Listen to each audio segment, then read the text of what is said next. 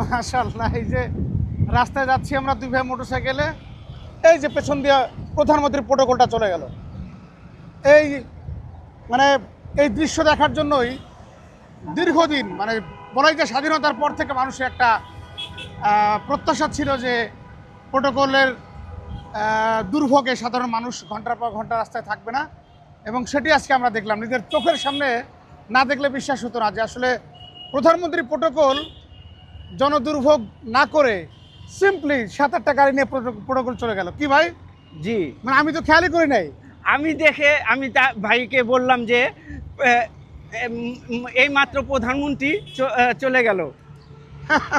মানে আপনার কি বিশ্বাস? সাধারণ পাবলিকের সাথে চলে গেছে। ওটা কি আসলে প্রধানমন্ত্রী? হ্যাঁ, আসলে প্রধানমন্ত্রী গেছে। প্রধানমন্ত্রীর গাড়িটা দেখছেন আপনি? হ্যাঁ, সাদা গাড়িটা তারেক রহমানের। ওই নিজের যে গাড়িটা? হ্যাঁ হ্যাঁ, নিজের গাড়িটা করে বরে চলে গেছে। মানে অবিশ্বাস্য। আমরা দুই ভাই যে বাইকে যাচ্ছি, সাধারণত আমি পাঠাও বা উবারেই যাওয়া আসা করি মোটরসাইকেলে। তো আজকে দৃশ্যটা আসলেই মানে অসাধারণ একটা দৃশ্য, যে 4-5টা মাত্র গাড়ি। প্রধানমন্ত্রীর গাড়িটা সাদা, নিজের ব্যক্তিগত যে গাড়ি, তিনি সরকারি গাড়ি ব্যবহার করবেন না। তার মন্ত্রী পরিষদ, তার যে সরকার, যারা বিএনপির প্রতিনিধি নির্বাচিত হয়েছেন, তাদের কেউই সরকারি ট্যাক্স ফ্রি গাড়ি নেবেন না, এবং প্লট মানে সরকার থেকে যে প্লট দেওয়া হয় সেই প্লটে নেবেন না। তার মানে একটা ইতিবাচক পরিবর্তন আসছে, কি বলেন? হ্যাঁ হ্যাঁ, দেশ এগিয়ে যাওয়ার পথে শুরু করে দিয়েছে এই প্রধানমন্ত্রী। মাশাআল্লাহ। কি?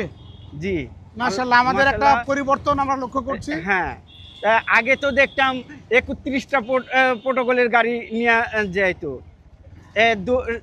জনগণ ঘন্টার পর ঘন্টা বসে থাকতাম জ্যামে। এখন তা না, প্রধানমন্ত্রী নিজেও জ্যাম ঠেলা যাচ্ছে। সুবহানাল্লাহ। না আসলেই জনাব তারেক রহমান মাননীয় প্রধানমন্ত্রী কিছুক্ষণ আগে সিম্পল একটা প্রোটোকল নিয়ে 7-8টা গাড়ি হবে, সাদা গাড়িটা তার নিজের যে গাড়িটা, সেই গাড়ি নিয়ে উনি সাঁই করে চলে গেলেন। এবং আমি পরে আমার এই ভাই বলতেছিলেন যে প্রোটোকলের গাড়ি প্রধানমন্ত্রী চলে যাচ্ছে। কি ভাই? হ্যাঁ, এবং ওই গাড়িটা যাওয়ার পর আমি লক্ষ্য করলাম যে আশেপাশে নর্মালি যে গাড়িগুলো যায় আর কি, চলাচল করে, সেই গাড়িগুলো আশেপাশে আছে, কিন্তু কোনো ধরনের জনদুর্ভোগ নেই। মানে বোঝাই গেল না যে প্রধানমন্ত্রী এই রাস্তা দিয়ে চলে গেল। এরকম একটা বাংলাদেশই আমরা চেয়েছিলাম।